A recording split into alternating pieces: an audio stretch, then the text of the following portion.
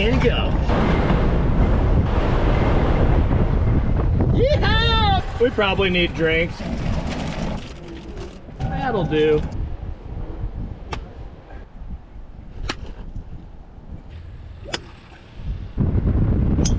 Shot of the day right there, baby. Still going. I think you nailed that. I nailed it.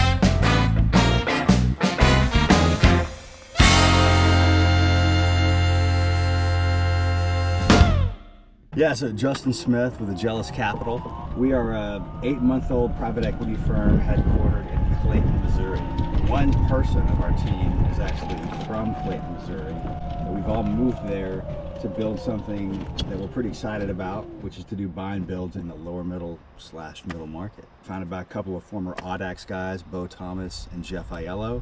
Yeah, we've been in it 8 months now, got a $400 million fund doing deals in what we call essential services. That's B2B services, home services, which is B2C, and then T&L supply chain infrastructure. So that's what the founders have historically invested in, and it's what we're trying to recreate here. So y'all are searching for services deals, size of the companies we're looking for. On the low end, we'll start at 2 to 3. Topping out at 25. Yeah, we'll do it like 25, and then after that, we can go a little higher with equity co-invest. You know, topping out at maybe like a 250, 300 EV on a deal that we really like. So a lot of range there. Our first platform we invested in was an IT services company, and that's only, you know, on the low end of that range. So call it 4 to 5. Yeah. And then aggressive add-ons is the strategy. Totally. Yeah. Juice that thing up to a 40, 50 $1 million national player. Yeah. You're saying something about a new trend in business development? Yeah, one of the trends that's pretty pervasive right now is just hyper competition in some of these buy and build services themes.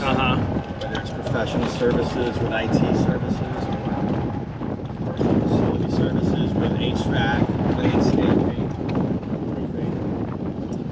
You've got to get in really early and build relationships with these groups well ahead of a process. Groups as in the company or like the bank leading them? Or both? Just to get a look at the deal, you've got to get a 3 to 6 month head start sometimes. Jeez. Because of the competitive nature of it. And then obviously you have to be willing to pay up for the asset and communicate that on the front end. So right. Gone are the days of just, hey, I'm going to talk to my sponsor coverage guy and find out what the pipeline looks like and check my name next to the box. You got to get in deep and get in early. Otherwise, you just won't see the deal flow. It's a new challenge in this market because of the competition and just the imbalance between dollars chasing deals and deals to be chased. Deals to be chased too, yeah. Yeah, that's interesting. I've been hearing from almost everybody that not a lot of deals, and then the ones that are out there that are good, it's just super, everybody wants them, you know? Yeah. So how do you differentiate yourself? It helps to have founders that have a good relationship, good track record historically, that have done good deals, been good partners. And then you've got to work twice as hard in BD, so get in front of that many more people. Demonstrate you have a thesis. Thesis development's huge right now. You can't just be a generalist fund saying, show me everything. Right. It's like, here's our thoughts and our history and track record in this specific sector. Right. And why we're different. And convincing those founders that story You're works. the shop. Yeah. You're the shop. How do you source most of your stuff? Yeah, I spend about 80% of my time talking to the top 25, 30 banks that we want to be in front of. And get really deep with them, not only at the sponsor coverage level, but at the MD level across different practice verticals. And then the other 20% of our time, I manage buy-side brokers, so guys like Cook that are great to help you find bolt-ons to build out a platform. Yep. And then interacting with founders. You want to source the deals directly when you can. On the direct-to-founder side, that seems to be kind of like crown jewel, right? If you could find a direct deal, are you cold calling companies in industries, or? It's a mixed bag because a lot of people would argue, and increasingly I would argue this, the ROI on that is kind of low. Now you have some groups that have really scaled that internal machine to pound the phones and talk to a lot of founders and go source deals that proprietary, But The middle ground between a bank deal and a totally proprietary is a deal that comes from a buy-side broker. Gotcha. And the economics there can be really good based on the volume of quality leads they'll send you week to week. And then you get introduced to founders, have conversations, and often close deals outside of a process. Got it. So it's that middle ground that we like, that allows you to stay focused on what you're doing day to day. May not have to make 80 phone calls a day to founders to get hung up on, you know. You're getting the warm intro from a broker, basically. Yeah, I could see that being huge.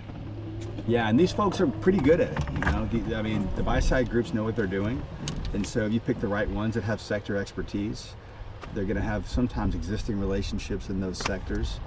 They're going to make intros. They're going to come accredited, in a sense, to those founders, and that really helps move the ball down the field. How big is y'all's team? Yeah, the teams have come together nicely over the last 3 or 4 months. So there's 3 groups. We've got BD, the deal team, and then Strat Ops. Those are the folks that integrate all our add-ons and kind of serve as the operating team for the portfolio. So there's 9 of us total right now. We feel like by spring we'll have 10, 11. Is the additional hires kind of based on as you continue to put portfolios and companies in the portfolio, or? Yeah, we're trying to hire really ahead of the need. You know, as we get portfolio companies locked in and platforms locked in, we want to do 3 to 4 platforms per year. Sorry, 3 to 4 add-ons per year per platform. Okay. So we want to hire ahead of that need so that when the deal flow is really churning, you never hit capacity. Speed bumps. Yeah. How many platforms would you expect you'll do out of the first fund? 5 to 7. So that's kind of rare, right? Most groups with 400 million would do a dozen or more platforms. Yeah. But we're going to make 5 to 7 concentrated big bets, doing 50 to 80 million of equity per platform. Yeah.